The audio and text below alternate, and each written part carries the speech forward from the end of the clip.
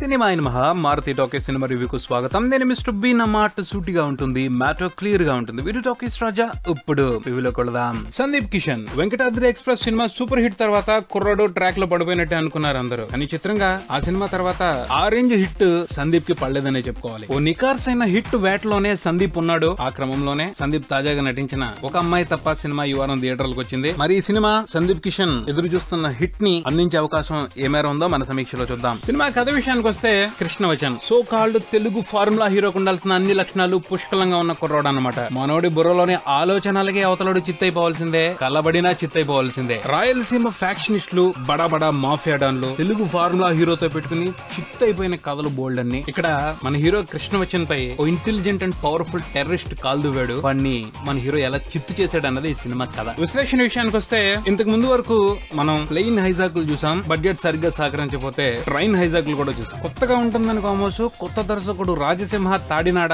Flyover hijack ని సినిమాలో చూపెట్టారు. టెర్రరిస్ట్ యాక్టివిటీ నేపథ్యంగానే. ఆలోచన అయితే బానే ఉంది గానీ ఇంప్లిమెంటేషనే అస్సలేం బాగాలేదు. ఓ స్పష్టత లేకుండానే దర్శకుడు ఈ సినిమాకి సంబంధించిన స్క్రీన్ ప్లేన్ రూపొందించుకున్నాడు అనిపించింది. ఈ సినిమాని చూసిన వాళ్ళు దర్శకుడు గొప్ప ప్రయోగం చేశాడే, అలానే కమర్షియల్ ఎలిమెంట్స్ కూడా ఎక్కడ మిస్ చేయకుండా సూపర్ గా తీసాడే సినిమాని అని అనుకోవాలని చాలా తపన పడ్డట్టు కనిపించింది. ఆ తపనలో ఉన్న నిజాయితీ అర్థమైంది కానీ నాసిరకం కంటెంట్ సినిమా మీద ఎటువంటి అభిప్రాయాన్ని కలిగించుకునే అవకాశాన్ని ఇవ్వలేదు. చాలా కష్టం మీద ఈ సినిమా అవకాశాన్ని దక్కించుకున్నట్టున్నారు దర్శకుడు. అందుకనే తనకు తెలిసిన ప్రతి విషయాన్ని ఈ సినిమాలో చెప్పేయాలని ప్రయాసపడ్డారు. ఫ్లైఓవర్ హైజాక్, ఆ హైజాక్ కు సంబంధించిన ప్రతి అంశము కూడా కొంతవరకు పర్ఫెక్ట్ గానే అనిపించింది. మిగతా అంశాలకి ఎక్కువ ప్రాధాన్యత ఇవ్వకుండా స్ట్రిక్ట్ గా ఈ హైజాక్ ఎపిసోడ్ మీదే కాన్సన్ట్రేట్ చేసి ఆయన స్క్రీన్ ప్లే ని నడిపించినట్టయితే ఓ మంచి ప్రయోగంగా మిగిలిపోయేది సినిమా. కానీ ప్రయోగాల దర్శకుడిని మాత్రమే కాదు, కమర్షియల్ దర్శకుడిని కూడా నేను అని నిరూపించుకోవాలని రొటీన్ దారుల్లో పైనుంచి మూసా కామెడీని, మూసా కమర్షియల్ ఎంటర్టైన్మెంట్ ని సినిమాలో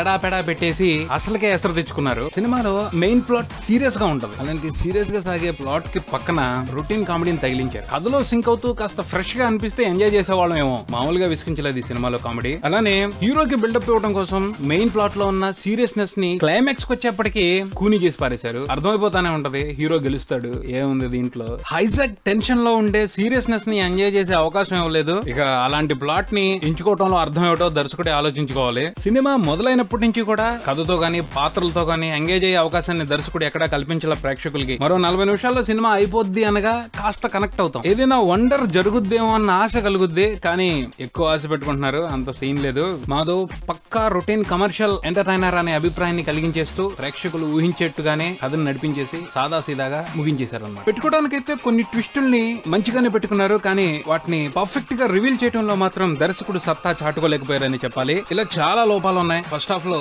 అలీ చేత చేపించిన కామెడీ కూడా పెద్ద ఎఫెక్టివ్ గా అనిపించలేదు. సెకండ్ హాఫ్ లో పృథ్వీ కామెడీ కొంత పర్వాలేదు అనిపించింది. పోతే ఈ సినిమాలో ఓ విషయం మాత్రం దర్శకుడి మీద చాలా గొప్ప అభిప్రాయాన్ని కల్పించిందనే చెప్పాల్సి వస్తుంది. సినిమాలో బాంబులు పెట్టడానికి ఓ టెర్రరిస్ట్ వస్తాడనమాట. వచ్చిన అతను హైదరాబాద్ రోడ్ల మీద తిరుగుతూ ఉంటాడు. బాంబులు పెట్టడానికి వెళ్లే ప్రాసెస్ లో వెళ్తా ఉంటే అతనికి ముస్లింలు, హిందువులు సన్నిహితంగా కనిపిస్తా ఉంటారు. ఏ విధమైన కల్మషాలు లేకుండా బాయి బాయి అంటూ కనిపిస్తా ఉంటారు. ఈ సిచ్యువేషన్స్ ని చూసి పాకిస్తాన్ లో ఐఎస్ఐ దగ్గర ట్రైనింగ్ తీసుకొచ్చిన టెర్రరిస్ట్ మారిపోయాడు. వాళ్ళు అక్కడ మాకు చెప్పింది ఒకటి, ఇక్కడ కనిపిస్తుంది వేరొకటి, తప్పు మనం బాంబులు పెట్టకూడదని వాడు పెట్టకుండా వచ్చేస్తాడు అనమాట. నిజంగా వాట్ ఏ థాట్ ఇది. ఈ వండర్ఫుల్ థాట్ ని చూపెడుతూ నోబుల్ పీస్ ప్రైజ్ కి ఈసారి దర్శకుడు రాజసింహాన్ని నామినేట్ చేయించారు. చిన్న విషయం కాదు బాస్, ప్రపంచం అల్లాడిపోతుంది. టెర్రరిజాన్ని ఎలా ఆపాలో తెలియక ఏం సొల్యూషన్ చూపెట్టాడు రాజసింహ. ప్రపంచంలో ఉన్న ఇస్లామిక్ టెర్రరిస్టులందరినీ పట్టుకొచ్చి ఇండియా రోడ్ల మీద, వీలు కుదిరితే హైదరాబాద్ రోడ్ల మీద తిప్పితే మారిపోతారు కదా. ఎంత ఉపయోగం ప్రపంచానికి. నిజంగా అద్భుతమైన ఆలోచన. సినిమా ఆడినా ఆడకపోయినా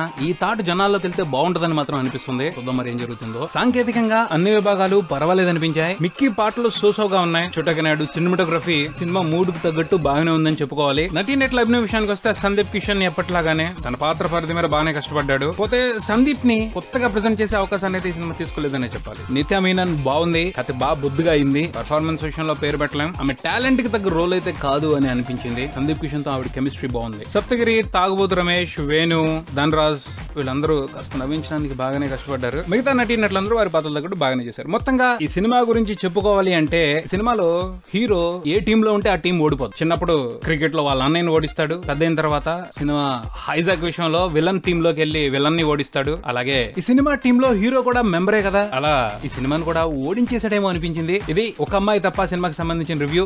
మరో రివ్యూతో వీడియోతో మళ్ళీ కలుద్దాం. Subscribe and keep watching Maruthi talkies. For me mister B and talkies Raja. Thank you.